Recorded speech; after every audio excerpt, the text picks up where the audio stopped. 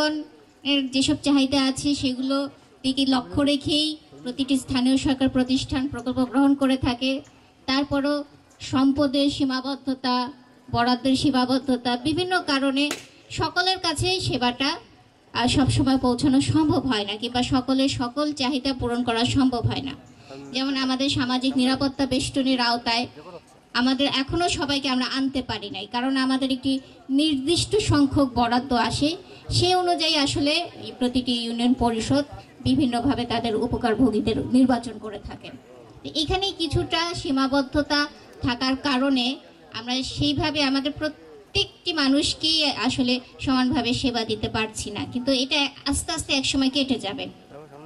এই কারণে সরকার, স্থানীয় সরকার প্রতিষ্ঠানগুলোর তাদের নিজস্ব সম্পদের উপর, নিজস্ব আয় বৃদ্ধির উপরও জোর দিচ্ছেন, যাতে শুধুমাত্র সরকারি বরাদ্দের উপর নির্ভরশীল না থেকে ইউনিয়ন পরিষদগুলো যাতে তাদের নিজেদের আয় থেকেই, নিজেদের আয় বৃদ্ধির মাধ্যমে জনগণের চাহিদা অনুযায়ী প্রকল্প গ্রহণ করতে পারে। তো এই ক্ষেত্রে আমাদের যারা জনগণ আছেন, যারা আমাদের স্টেক হোল্ডার, তাদেরকেও এগিয়ে আসতে হবে। কারণ আপনারা যদি সময় মতো আপনাদের হোল্ডিং ট্যাক্স, আপনাদের বিভিন্ন কর, বিভিন্ন ফি যদি সঠিকভাবে পরিশোধ করেন, তাহলেই কিন্তু ইউনিয়ন পরিষদের আয় বৃদ্ধি পাবে। তো বিষয়টি হচ্ছে পরস্পরের সাথে পরস্পরের সহযোগিতার বিষয়। এখানে রাইট টু গ্রো প্রকল্প যে উদ্যোগটি নিয়েছে সেটি হচ্ছে যে জনগণের চাহিদার বিষয়গুলি সরাসরি আমাদের ইউনিয়ন পরিষদের কাছে পৌঁছে দেওয়া, যাতে কোনো ধরনের গ্যাপ না থাকে। এখানে আমরা কয়েকজন আমাদের সম্মানিত স্টেক হোল্ডারের কথা শুনলাম, তারা যা চাচ্ছেন। এখানে রাইট টু গ্রো এর মূল যেটা ফোকাস আমি দেখলাম যে 5 বছরের নিচে যারা আছে, যে সকল শিশু, তাদেরকে কিভাবে অপুষ্টির হাত থেকে রক্ষা করা যায়, এবং হচ্ছে স্বাস্থ্যসম্মত স্যানিটেশন ব্যবস্থা এবং বিশুদ্ধ পানির ব্যবস্থা। এই 3টি জিনিসই আমাদের জীবনযাত্রার জন্য খুবই গুরুত্বপূর্ণ। যদিও সাধারণত প্রকল্প গ্রহণের ক্ষেত্রে অবকাঠামোর উপরই বেশি জোর দেওয়া হয়, জনগণের কাছ থেকে চাহিদাও বেশি আসে রাস্তাঘাট নির্মাণের জন্য, ড্রেনেজ ব্যবস্থার জন্য। সেই কারণে দেখা যায় যে আমাদের ইউনিয়ন পরিষদগুলো সেই দিকে বেশি বরাদ্দ দিতে গিয়ে এই খাতগুলো কিছুটা অবহেলিত থেকে যায়।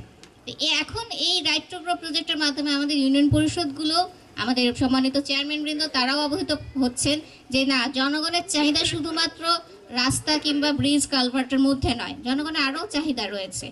শিশুদের স্বাস্থ্য সুরক্ষা সহ শিশুর বিকাশের জন্য আমাদের যে সকল প্রকল্পগুলো আছে এগুলো আগে জানা দরকার। প্রথমত, একটা মা যখন গর্ভবতী হয় তার কিন্তু মাতৃত্বকালীন একটা ভাতার ব্যবস্থা আছে। শিশু জন্মের পরে তার শিশু কার্ডের ব্যবস্থা আছে।